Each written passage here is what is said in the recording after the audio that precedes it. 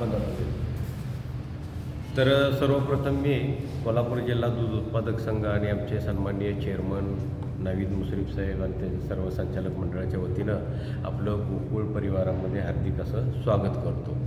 1963 साली कैलासवासी आनंदराव पाटील सुयेकर साहेब ह्या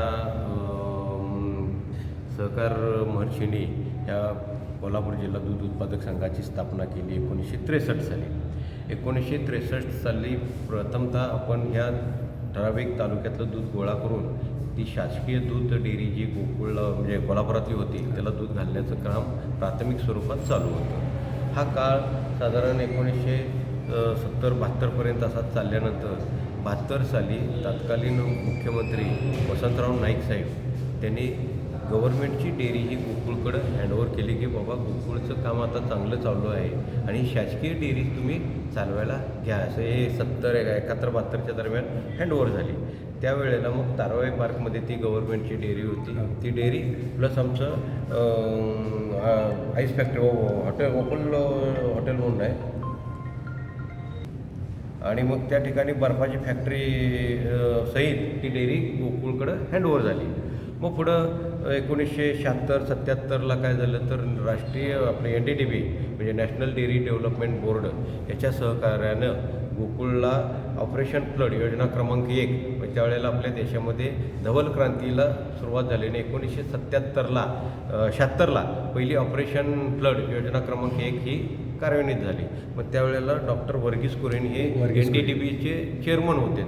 त्यांनी आमच्या चेअरमन साहेबांना सुयेकर साहेब चेअरमन होते त्यांना संपर्क केला की बाबा तुम्ही आता गोकुळचं स्वतःचा प्लांट असा उभा करा, NDDB तुम्हाला पूर्ण सहकार्य करेल असं म्हटल्यानंतर मग 23 एकर जागा ह्या MIDCमध्ये घेतली आणि संघाच्या उभारणीला सुरुवात झाली. मग ही उभारणी करत असतानाच त्याच दरम्यान 1981ला लिंगनूर म्हणून गडिंग्लज तालुका आहे त्या ठिकाणचं चिलिंग सेंटर त्याच्या अंतर्गतच उभारलं. 83 साली बोरोडे बिद्री म्हणून कागल तालुक्यातलं आहे त्या ठिकाणी परत चिलिंग सेंटर उभारलं आणि 1985ला ही 1 लाख लिटर प्रतिदिनी क्षमता असलेले गोकुळचा प्रकल्प उभा केला. 1985पर्यंत ही वाटचाल चालू झाल्यानंतर खऱ्या अर्थानं गोकुळची घोडदौड मुंबई बाजारपेठेत ती चालू झाली ती 1988ला. त्यावेळेला तत्कालीन मुख्यमंत्री शरद पवार साहेब यांनी गोकुळला एक खास बाब म्हणून मुंबईमध्ये दूध विक्री करण्याची परवानगी दिली. त्यावेळेला असं होतं की आरे वरळी कुर्ला या ठिकाणी शासकीय दूध डेअऱ्या सगळ्या होत्या आणि बाहेरच्या संघांचा कोणाचा असा शिरकाव नव्हता. त्यावेळेला एक खास बाब म्हणून आपल्या जिल्ह्यातला महाराष्ट्रातला संघ आहे आणि परवानगी दिली आणि मग ह्या गोकुळचा जो गोडवा खऱ्या अर्थानं जो सुरुवात झाली ते मुंबईच्या बाजारपेठेत आणि ऑल ओव्हर महाराष्ट्र आणि मग तिथून मग पुढं ती चालू झाली की जेणेकरून आम्हाला हक्काची बाजारपेठ 1988ला मिळाली. मग 1994ला आम्ही पुणे शाखा परत चालू केली. त्यानंतर पुढं मग 1997ला एक तावरेवाडी म्हणून चिलिंग सेंटर चंदगड तालुक्यात ते चालू झालं. 1999ला आमचं परत गोगवे शावडी तालुका त्या ठिकाणी परत चिलिंग सेंटर झालं. 2008ला आम्ही सिरोळ तालुक्यामध्ये उदगाव म्हणून आहे त्या ठिकाणचं परत आमचं चिलिंग सेंटर चालू झालं. असं हे विस्तार हा वाढत टप्प्याने गेला. गोकुळनं हे दुधाच्या संकलन वाढत असतानाच दूध उत्पादक हा केंद्रबिंदू मानून तो सेंट्रलाइज आपला कोण आहे तर दूध उत्पादक हा आमचा मुख्य कणा या गोकुळ संघाचा आहे याला केंद्रस्थानी मानून त्याच्यासाठी 1981ला पशुखाद्य कारखाना देखील 200 मेट्रिक टनाचा मुळशिंगीला तो एक चालू केला. त्यानंतर आज देखील 40 आमचे व्हेटरनियर डॉक्टर हे दररोज आपला औषधाचा पेठारा घेऊन त्यांच्या व्हेकल्समधून गाड्यातून ह्या जिल्ह्यामध्ये त्यांना नेमून दिलेला जो काही रूट आहे त्या ठिकाणी जाऊन तिथल्या ज्या जनावरांची काही तपासणी असेल काही त्यांच्या अडचणी असतील त्यांना काय सप्लिमेंटरीज आणखीन काय हवे आहे हे सगळं बघण्याचं आज देखील दररोज 365 दिवस हे काम चालू आहे.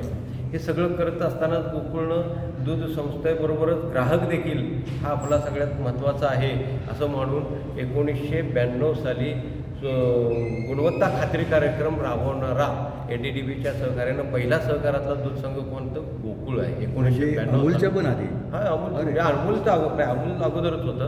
पण 1992ला महाराष्ट्रातला इथं कोऑपरेटिव्ह मधला संघ तर गोकुळमध्ये 1992ला आम्ही पहिल्यांदा गुणवत्ता खात्री कार्यक्रम हा राबवला. त्यानंतर मग आपला गॅट करार झाला.